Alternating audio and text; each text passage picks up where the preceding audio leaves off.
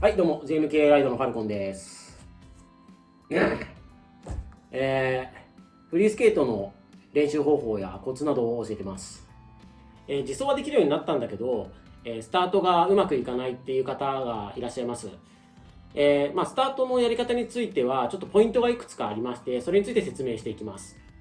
スタートの方法なんですけど、自走の練習動画でも説明してるんですけれど、後ろ足を前に倒して前足を起こしておいて、後ろ足のつま先を地面につく、で前足は乗せるだけ。これが基本的なスタートの形になります。スタートがうまくいかない一つ目の理由としては、後ろ足の地面についているつま先、ここで地面を蹴ってスタートしようとしてしまう場合はうまくいきません。前に行こうとする前足の力と、地面を蹴って、進もうとする力、これがこういう感じなんですけど、反比例してしまって相殺されてうまく進むことができません。スタートの時には、進行方向に進む力だけを伝えてあげたいので、それと、相反する逆の力、その地面を蹴ってしまうっていう、動作はやめて、地面についているつま先は上げるだけにしてみてください。でスタートがうまくいかない2つ目の例なんですけれども、自走の時にも、自走の練習方法の時にも説明してるんですけれども、膝はなるべく曲げて滑った方がいい。これがうまくできなくて、膝がピン立ちになってしまっている状態ですね。そうすると、前に進もうとするこの可動域が取れないので、膝が曲がってればすごい前までこういうふうにやって動くんですけど、膝がまっすぐ伸びてしまっている場合の時には、このスタートしようとする時、ここの可動域が全然取れないので、進むプラスつま先を上げた動作をしただけだと、これだけの勢いしかないので全然進みません。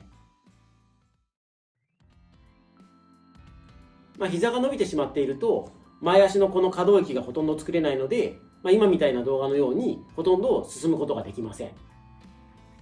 じゃあどうしたらいいかというと、自走の時もそうなんですけど、膝はなるべく曲げる。で、スタートの時ほどしっかり膝を曲げてください。そうすることによって、前足のここの最初の可動域がめちゃくちゃ作れるので、それによってその勢いに乗って進むことができます。膝をしっかり曲げて、前足の可動域をしっかり作って、後ろ足のつま先を上げるだけ。このスタートした直後ですね。この状態でしっかりスタートの時には膝を曲げていると思うんですけど、また伸びてしまう可能性があります。そうすると、せっかく膝曲げて安定してたのに、また不安定な状態に戻ってしまいます。なので、スタートする時の頭の位置、スタートした直後の頭の位置、これは動かさないように注意してください。そうすることによって、膝が曲がったままスタートして、その直後も膝が曲がっている状態になります。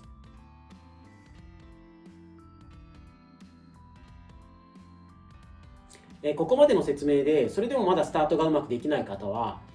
前足の可動域を使って、前足の勢いに乗って進むことができないことになります。で、その場合は、こういうやり方を試しましょう。前足の勢いに乗れないということは、前足の動きと、上半身の動きが合っていないことになります。なので、前足の動きと上半身を合わせるように練習していきましょう。やり方としては、前足のデッキはこのまま、板に乗った状態でいいです。で、後ろ足はデッキを外して地面についてください。で、この状態から前足を前に出すときに上半身も一緒に合わせて動かしてあげましょう。で、前足と上半身を合わせて進むようにしてもらいたいんですけど、この時も同じように後ろ足は地面を蹴らない。で、本当だったら、前足と、上半身を合わせて、進むだけにしてもらいたくて、後ろ足は本来だったら上げてもらいたいんですけれど、片足走行になると、不安定にもなるし、前足と上半身を合わせるどころではなくなってしまうと思うので、後ろ足は、地面を軽く触る程度、転ばない程度に、転ばないように、引きずる程度にしてもらって、前足と上半身を合わせる、練習をしてみてください。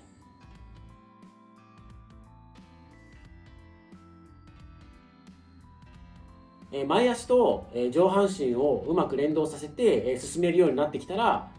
また、今後ろ足は地面についてると思うんですけど、こちらもフリースケートのデッキに乗ってスタートを試してみてください。ここまでスタートについて説明してきましたが、スタートができるようになったからといって初速でいきなり10キロ20キロのスピードが出るわけではありません。自転車と同じで、ペダル最初の1漕ぎ目2漕ぎ目は重いと思うんですけど、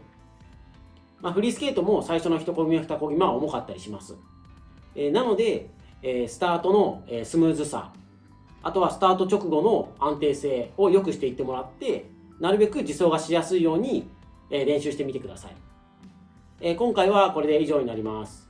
また見てください。